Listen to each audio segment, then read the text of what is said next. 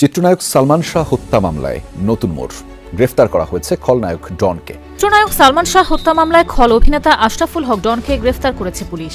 আল্লাহ আছেন, আজকে প্রমাণ হয়েছে আল্লাহ আছেন, আল্লাহ মহান, সত্যের জয় হয়, সত্য কোনোদিন চাপা দেওয়া যায় না। এই ডনকে অনেক আগে গ্রেফতার করার কথা ছিল।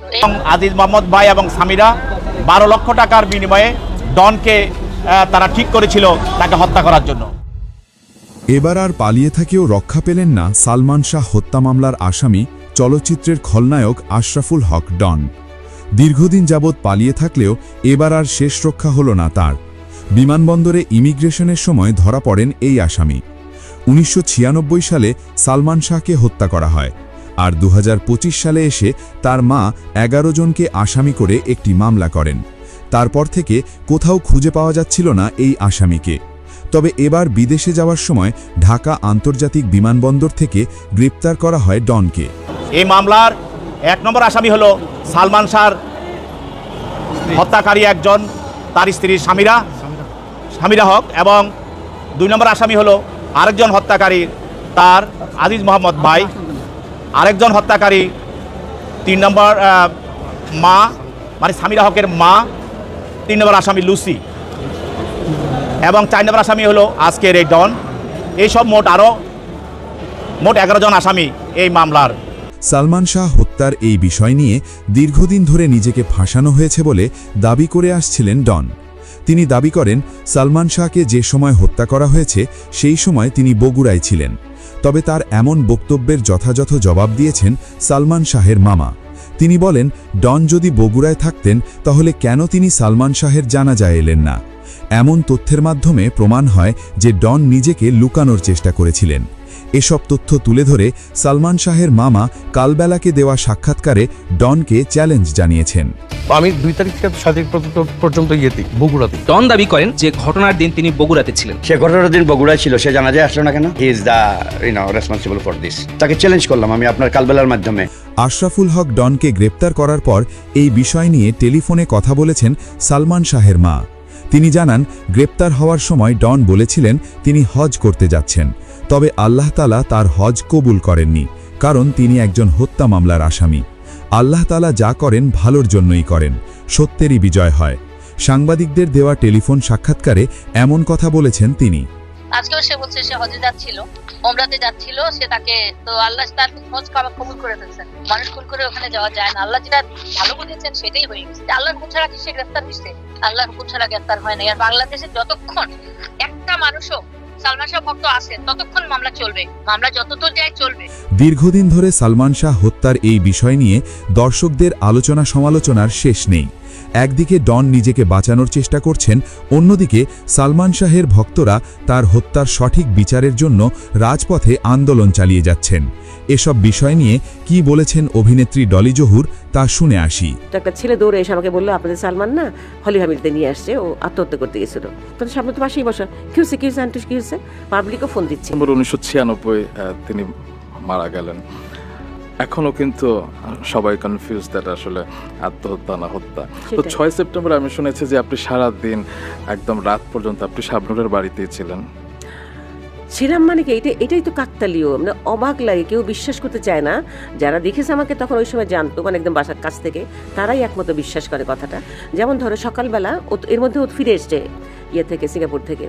সকালবেলা আমি শুক্রবার দিন তো আমি পেপার দেখছি বসে বসে। আমার হাজব্যান্ড জাস্ট ওয়াশরুম থেকে বেরিয়ে এসছে, কাপড় চোপড় পরছে বা কিছু একটা। তা আমি ওকে বললাম কি, শোনো না, এক কাজ করো, সবার আমার হাতের মুঠির মধ্যে যে রিক্সা নিয়ে বউবাজার আছে না এখানে, মনে করতে পারো বউবাজারের ভিতর দিয়ে বাসাটা, যেখানে মামুন ভাইও ছিলেন, মামুন ভাইয়ের বাসা, হ্যাঁ মামুনুর রশিদ, একই বিল্ডিংয়ে। তো যাই হোক আমি চলে গেলাম রিক্সা নিয়ে। যাওয়ার পরে সিঁড়িতে যখন উঠছি তখন দেখি তোমার আগরবাতির গন্ধ সিঁড়িতে উঠতে উঠতে ওর ঘরের দুয়ারের কাছে যেতে যেতে দেখি যে দরজা খোলা, হুজুর কতগুলো নেমে গেল। আর হলো ওর যে ছেলেটার গাড়িও চালায়, ওর অ্যাসিস্ট্যান্ট ছেলেটা, বয়স কম ছেলে। তো সিঁড়িতে দেখলাম এই অবস্থা। তো আমি ওকে ছেলেটাকে বললাম কিরে কিবার হুজুর নেমে গেল, কিংবা মিলাদ পড়াইলেন নাকি? বলকি না, কোরআন শরীফ পড়লো হুজুর, ওনারা আসবে আবার দুপুরবেলা খাবে, এসে নামাজ পড়ে, শুক্রবার তো জুম্মা পড়ে এসে খাবে। তারপরে দেখি রান্না করতে গন্ধ আসছে, খিচুড়ি মাংস খিচুড়ি রান্না করছে বুয়া। তারপরে কোথায় বসলাম, যে কথা বলছি, কিছুই না, আমি যে দেখ আমি তোর ইয়েটা নিতে আসলাম, ফাইলটা নিতে আসলাম, আমি নিয়ে চলে যাব, এই জন্য এইভাবে চলে আসলাম রে। তো তোর আম্মা কখন আসবে? আসলে ও হচ্ছে কি আম্মার কাছে তো ফাইলটা তো ইয়েতে আলমারিতে, আম্মার কাছে চাবি। তো আমি তো কখন আসবে এটা নিয়ে আমি চলে যাব বলছে। বলতে বলতেই ফোন আসলো, ল্যান্ড ফোনে। তো শাবনূর নর্মালি ফোন কিন্তু ধরে না, ধরতো না আর কি, তো ফ্যানটা ফোন তার বিরক্ত করে, তো ফোনটা ধরে আমাকে বললো আন্টুস তুমি ধরো, আমাকে ও আন্টুস বলতো, আন্টুস ফোনটা ধরো। তাই ফোনটা ধরলাম, হ্যালো। ও আমার হ্যালো শুনে ওখান থেকে মণ্ডল বুঝে ফেললো, ইয়ে ডিরেক্ট পরিচালক মণ্ডল। ভাবি আপনি ওখানে? আমি যে মণ্ডল, হ্যাঁ কিরে কী ব্যাপার? আমি সিরিয়াস না, আমি কিরে কী ব্যাপার? তাহলে যে আপনি ওখানে কেন? আচ্ছা আমি কেন, মানে আমি আসতে পারি না? বলে না শুনছেন আপনি? বলছি কি, যে সালমানের ইয়ে নিয়ে, সরি ওনাকে আত্মহত্যা করতে গেছিলো, ওকে নিয়ে ইয়েতে হলি ফ্যামিলিতে গেছে একটা ছেলে, আমি ঢুকছি গেট দিয়ে, তো একটা ছেলে দৌড়ে এসে আমাকে বললো আপনাদের সালমান না হলি ফ্যামিলিতে নিয়ে আসছে, ও আত্মহত্যা করতে গেছিলো। তো এইরকম কিন্তু তাই সত্য মিথ্যা কী বলিস তুই? যা তো ভিতরে যে পরিচালনা সমিতি দেখ আর কে আছে একটু কথা বলে একটু আপনি কেন কি শুনে গেছেন কিছু? আমি কিচ্ছু জানি না, কী হয়েছে বলেন তো? তো বলে যে এই ব্যাপার, হলি ফ্যামিলিতে ওখানে রাখবে না ওরা, ওখান থেকে বোধহয় ঢাকা মেডিকেলে পাঠাতে বলেছে। আজ ও আচ্ছা। তারপর তো শাবনূর আরও চিল্লাচিল্লি শুরু করে দিল, ঝুমুর এসে বসলো পাশে। তাই আমি বললাম যে আল্লাহ এখন কী করে জানি ফাইনাল কী ব্যাপার, শুধু তো বুঝতে পারছি না। অ্যাক্সিডেন্ট করলো বোধ হয়, গাড়ি নিয়ে যেভাবে চালায় তো অ্যাক্সিডেন্ট করারই কথা।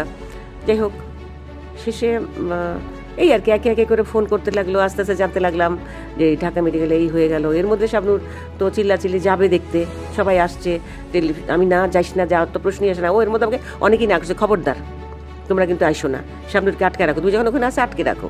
এর মধ্যে কথা হয়েছে ওর মা কোথাও, ওর মা বাসায় নেই, ওর মা বাড়ি গেছে, যার জন্য তুই যখন আসো তুমি ওকে আটকে রেখো। এখন পাবলিকের কমেন্ট হলো তখন ফোন দিয়ে, ও এর মধ্যে কিন্তু অনেকে ফোন দিয়ে বাজে বাজে কথা বলছে, ফোন কিন্তু আমি ধরছি বারবার, পাবলিকও ফোন দিচ্ছে কিন্তু, বলে কোথায় ওই সিমরি কোথায়, ওই কী বলে ওই ডাইনি কোথায়, আজে বাজে কথা বলতেছে। আর আমি করলাম কি, প্রথম দিকেই যখন দেখলাম আমার গলা চেনা হয়ে যায়, চিনে ফেলে লোকে, কোনো সাংবাদিক যদি ফোন করে এই কারণে ভয়ে আমি গলা চেঞ্জ করে কথা বলছি, অল্প করে কথা বলছি আর কি, যাতে না বুঝতে পারে। কেন আমার গলা তো চেনার কথা, অনেক দিনের কণ্ঠ আমার, তাই না, সবাই শোনে। তো আমি গলা চেঞ্জ করে কথা বলছি, তো ভাবছে শাবনূরের মা হয়তো, তো কনফিউজড, বলে কে আপনি কি শাবনূরের মা বলছেন, কোথায় আপনার মেয়ে, কোথায় বার করেন, এইসব আজে বাজে কথা লোক বলছিল, যার কারণেই ব্যাপারটা বুঝে গেলাম যে ঝামেলা হতে পারে গেলে পরে। তো যখন সবাই না করলো, এতে এসে দাদু ফোন দিল, দাদু আবার চলেও কী করবো, আমি তখন এমন একটা অবস্থায় পড়ে গেছি, আমি এই মেয়েকে ছেড়ে যেতেও পারছি না, আবার দেখবো না বা যাবো না ওখানে, কিছুই বুঝতে পারছিলাম না কী করব। আমি কিন্তু কাকে যেন বলছিলাম, দুলু ভাইকে বলছিলাম আমি যে দুলু ভাই আমি কি যাবো না, যেতে পারবো না, তো এই মেয়েকে দেখে আমি যাবো কেমন করে, তাহলে আপনারা না করছেন, আমার তো যেতে ইচ্ছে করছে। বলে আসার কোনো দরকার নেই ভাবি, যা হবার হয়ে গেছে, ঘটনা ঘটে গেছে, ওকে তো বাঁচাতে পারিনি আমরা, তাই না, তো কাজে এখন এসে আর কি করবেন। তারপর রাত 12টা পর্যন্ত আপনি থাকতে হলো আর কি, বলেন যাতে অপরিচিত কাউকে ঢুকতে না দেওয়া হয় ভিতরে।